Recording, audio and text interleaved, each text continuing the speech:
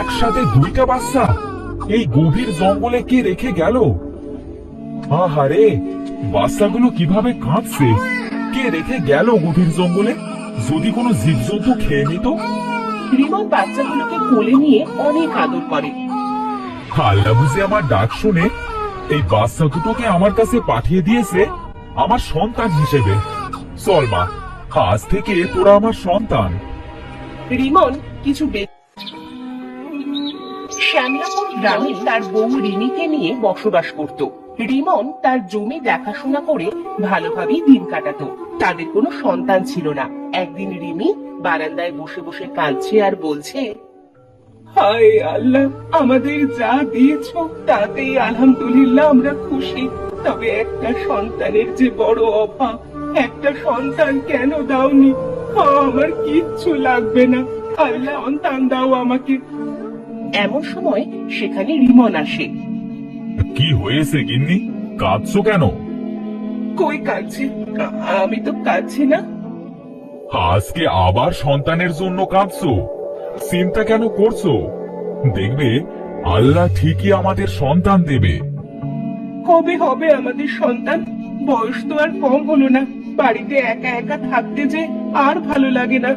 মহান আল্লাহ যেটা চান সেটাই হবে। আচ্ছা, তোমাকে যা বলতে চেয়েছিলাম, আজ আমি একটু জঙ্গলে যাচ্ছি। জঙ্গলে কেন যাবে? জঙ্গলের ভেতর শুনেছি ভালো জাতের বেগুন আছে, সেখান থেকে কিছু বীজ এনে জমিতে রোপণ করব। আচ্ছা, সাবধানে যেও তাহলে, আর তাড়াতাড়ি ফিরে এসো। তুমি ছাড়া যে এই দুনিয়াতে আমার আর কেউ নেই। তুমি চিন্তা করো না, আমার কিছু হবে না। বলে রিমন সেখান থেকে চলে যায়।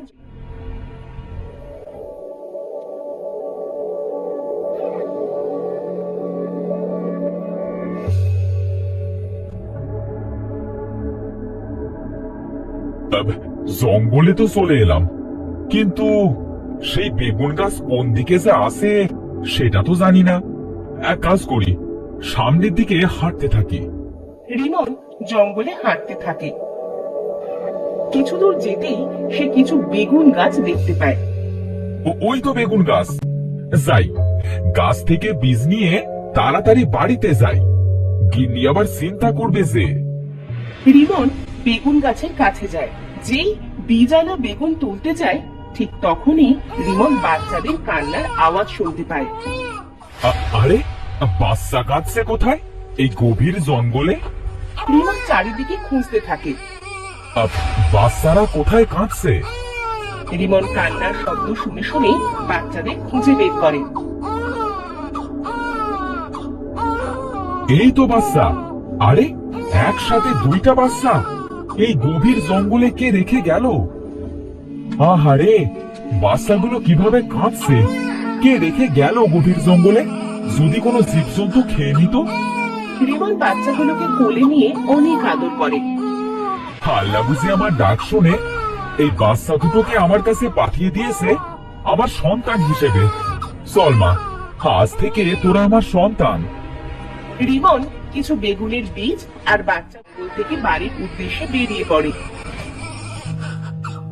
বাড়িতে পৌঁছে রিমিকে ডাকতে থাকে। গিন্নি, ও গিন্নি, কোথায় গেলে গো? এইদিকে আসো। এই দেখো, তোমার জন্য কি নিয়ে এসেছি।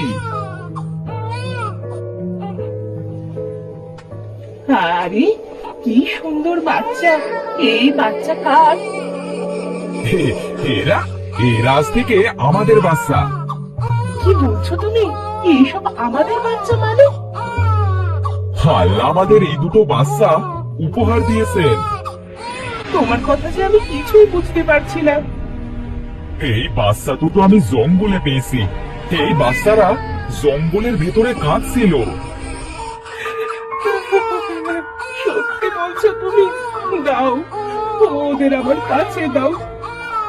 আজ থেকে এরা আমার সন্তান। আমাদের আর কোনো কষ্ট থাকলো না, বলো? তুমি একদম ঠিক কথা বলেছো।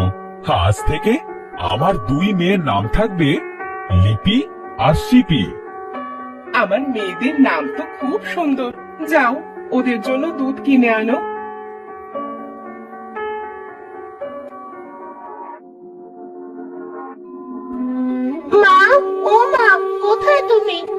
না শিপি কেমন করছে আমার সাথে। শিপি, শিপি, কোথায় তুই? লিপির সাথে তুই কেন এমন করছিস? কি করেছি মা আমি? আমি তো কিছুই করিনি। এত কেন দুষ্টুমি করিস? ওনা তোর বোন। এমন সময় সেখানে অনেক আসে। রিমি ভাবি, আরে ও রিমি ভাবি, কোথায় তুমি? কি হয়েছে ভাই, এমন করে ডাকছো কেন? কি আর করব বলো, এই তোমার মেয়ে যে আমার সর্বনাশ করে দিয়েছে। আমার মেয়েরা তোমার কি করেছে শুনি? এই তোমার মেয়ে শিপি আমার ঘরে আগুন ধরিয়ে দিয়েছে। আমার একটা ঘরে যত জিনিস ছিল সব পুড়ে গেছে। শিপি, শিপি এমন কেন করেছিস তুই? তুই চাচুদের ঘরে কেন আগুন জ্বালিয়ে দিয়েছিস? তোমাকে কে বললো মা? তোর অনেক চাচু বলেছে। অনেক চাচু, তুমি কি দেখেছো আমি তোমার ঘরে আগুন ধরিয়েছি? না, আমি দেখিনি। তুমি দেখোনি তাহলে তুমি কিভাবে বললে তোমার ঘরে শিপি আগুন ধরিয়ে দিয়েছে? কি বদমাইশ মেয়ে রে বাবা, তুই তো আমাকে বললি যে শিপি আমার ঘরে আগুন ধরিয়ে দিয়েছে। লিপি লিপির দিকে অনেকক্ষণ তাকিয়ে থাকে। সেটা দেখে লিপি বলে, অনেক চাচু, তুমি আমার দোষ দিচ্ছ কেন? আমি তোমাকে কখন বললাম? আপনি আমার মেয়ে লিপি শিপির নামে এসব কি বলছেন? আর আমার মেয়ে লিপি আপনাকে এগুলো কখনোই বলতে পারে না। সে তার বোনকে খুব ভালোবাসে। তোদের দুই বোনকে আমি দেখে নেব বলে অনেক সেখান থেকে চলে যায়। এমন সময় সেখানে রিমন আসে। বাবা এসেছে, বাবা এসেছে, কি মজা, কি মজা। কি হয়েছে বাবা তোমার? তোমার মন খারাপ কেন? হে বাবা, কি হয়েছে তোমার? আমাদের বলো। আর বলিস না মা, আমার জমিতে বেগুনগুলো সব নষ্ট হয়ে যাচ্ছে, সব চারা মারা যাচ্ছে। আমার যে সব শেষ হয়ে যাবে, আমি কিভাবে সংসার চালাবো? তুমি চিন্তা করো না, আমাদের জমিতে কোনো ক্ষতি হবে না। এই লিপি, চল তো মাঠে যেয়ে দেখি। না মা, তোরা মাঠে যাস না।